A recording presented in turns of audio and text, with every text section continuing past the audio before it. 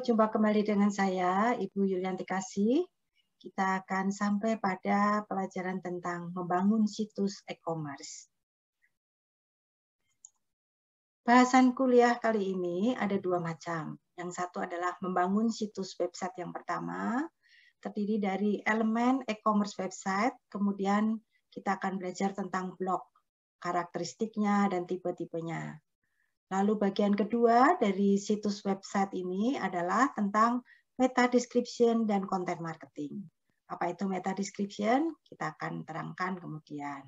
Baiklah, kita mulai ya.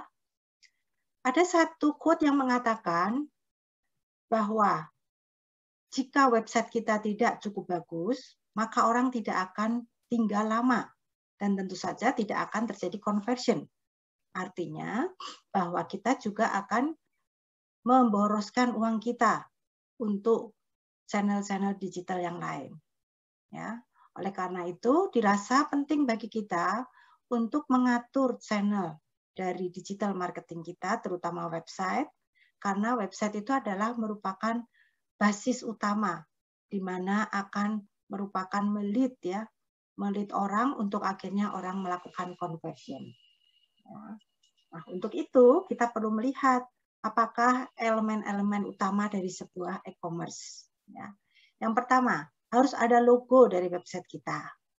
Kemudian ada informasi yang memang bisa dipercaya. Produk-produk yang ditampilkan itu juga sangat menarik dan merupakan produk-produk yang populer. Ya. Lalu terdapat juga fitur-fitur ya seperti ada shopping cart-nya, kemudian ada login box-nya, ya, ada juga payment system yang jelas, ya, kemudian ada testimoni dari customer kita, ya.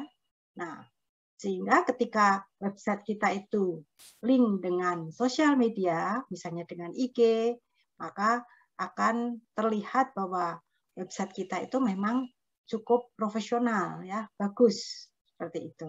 Ya. Kemudian mari kita lihat bersama. Ini kira-kira adalah bentuk website yang lengkap, ya, di mana ada brand logonya, ada kontak number-nya, ya, ada shopping cart-nya, pembayarannya, kemudian ada juga offer, ya, offer itu tawaran di mana kita bisa menawarkan produk dengan diskon tertentu. Ada social media buttons-nya, ya, lalu ada merek-merek yang cukup terkenal, ada privacy policy-nya juga, ya. Ini contoh dari elemen dari good e-commerce site, ya. Oke. Nah, berikutnya kita mau belajar tentang blog. Apa itu blog? Blog itu sebetulnya adalah singkatan dari web dan log. Ya, bentuknya dia ada di dalam website kita, tapi berisi tulisan-tulisan ya yang dimuat sebagai postingan dari sebuah website. Nah, blog ini juga satu bagian yang menarik ya, karena dari blog orang akan bisa akhirnya melihat produk kita ya dan tertarik untuk membeli. Nah, kalau ditanyakan lebih lanjut, definisinya adalah seperti ini. Ya. Blog sendiri itu sebetulnya merupakan satu konten informasi, tergantung dari produk apa yang kita jual. Kalau misalnya kita menjual adalah produk tentang teknologi, maka blog kita adalah berisi informasi tentang teknologi yang up to date, tentu saja. Ya. Nah, blog sendiri ada beberapa jenis sebetulnya. Ya. Mari kita coba lihat tipe-tipenya. Ada yang merupakan blog dari sebuah perusahaan, blog dari sebuah pribadi, ya, personal, ya, atau blog daripada genre. Genre itu adalah kekhususan. Misalnya, saya punya hobi hidroponik, ya. Nah, nanti blognya adalah berisi tentang hal-hal hidroponik. Saya gemar tentang misalnya binatang, nanti blog kita berisi tentang anjing, tentang kucing, dan lain sebagainya. Atau berupa media blog. Media blog itu di dalamnya ada video ya, ada vlog, ada fotoblog, sketch blog ya, jadi bentuknya berupa lebih ke arah figur seperti itu. Ini ya, jadi ada 4 tipe dari blog. Nah, beberapa terminologis yang berhubungan dengan blog, ada yang namanya blogger, blogging, dan publisher. Bedanya apa? Gitu ya. Kalau blogger itu adalah orangnya. Ya, orang yang menciptakan, yang menghandle sebuah blog. Ya, kalau blogging, nah itu adalah postingan, komentarnya, promosinya, ya, promoting daripada blog tersebut. Ya, kalau publisher adalah orang yang menciptakannya. Ya. Nah, yang menciptakannya ini bisa jadi bahwa dia adalah individu, blog individu, atau dia memang dari sebuah organisasi, dari sebuah perusahaan. Bisa juga sebuah agensi, ya, di mana kita bisa minta tolong pada mereka untuk meng-create suatu artikel, ya, agar dimasukkan di dalam website kita. Ya. Nah, ini beberapa tipenya tadi, ya, tipe dari sebuah blog yang sudah saya jelaskan di atas, ya. Oke.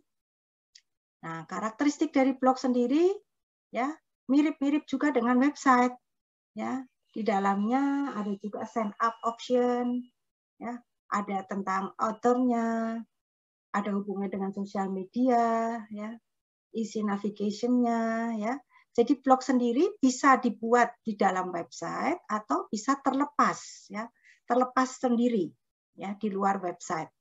Ya, jadi blog ini ada relevansinya di mana kita bisa memasukkan link website kita di dalam blog kita, gitu ya, sehingga nanti ketika orang mengklik website tersebut, ya akan masuk ke dalam website e-commerce kita.